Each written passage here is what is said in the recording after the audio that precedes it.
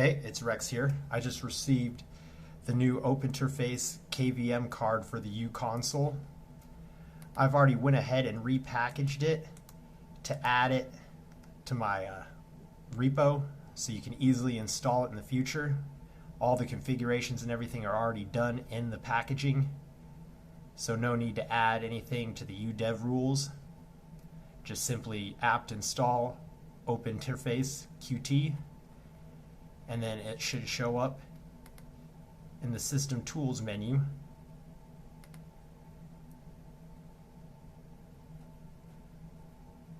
Alright, now I've already got a Google TV box right here just to give it a little test.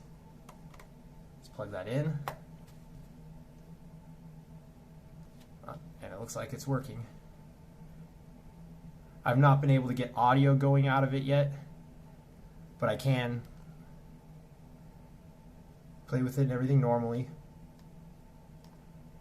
I have tested on another computer and mouse and keyboard does work, but I'm still trying to work and get audio. If you have any suggestions, let me know, or any problems, also let me know. Thank you.